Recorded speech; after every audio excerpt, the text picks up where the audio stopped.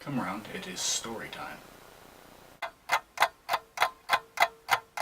'Twas the night before Christmas, when all through the house not a creature was stirring, not even a mouse.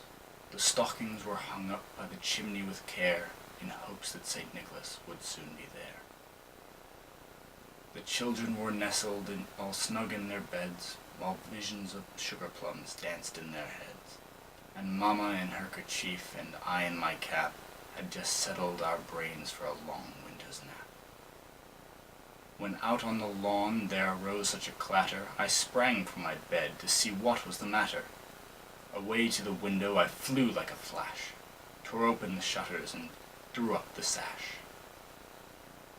The moon on the breast of the new-fallen snow gave the luster of midday to objects below, when what to my wondering eyes should appear but a miniature sleigh and 8 tiny reindeer.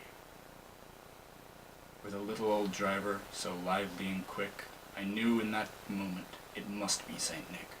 More rapid than eagles his coursers they came, and he whistled and shouted and called them by name. Now Dasher, now Dancer, now Prancer and Vixen, on Comet, on Cupid, on Donner and Blitzen, to the top of the porch, to the top of the wall, now dash away, dash away, dash away all! As dry leaves that before the wild hurricane fly, when they meet with an obstacle mount to the sky, so up to the housetop the coursers they flew, with the sleigh full of toys and St. Nicholas too. And then in a twinkling I heard on the roof the prancing and pawing of each little hoof. As I drew in my head and was turning around, down the chimney St. Nicholas came with a bound. He was dressed all in fur from his head to his foot, and his clothes were all tarnished with ashes and soot. A bundle of toys he had flung on his back, and he looked like a peddler just opening his pack. His eyes how they twinkled, his dimples how merry, his cheeks were like roses, his nose like a cherry. His droll little mouth was drawn up like a bow, and the beard on his chin was as white as the snow. The stump of a pipe he held tight in his teeth, and the smoke it encircled his head like a wreath. He had a broad face and a round little belly, that shook when he laughed like a bowl full of jelly.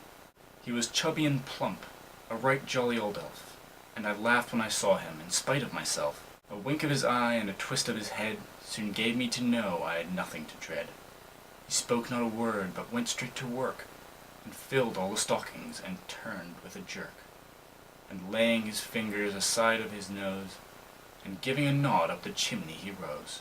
He sprang to his sleigh, to his team gave a whistle, and away they all flew like the down of a thistle. But when I heard him exclaim, ere he drove out of sight, Happy Christmas to all, and to all a good night.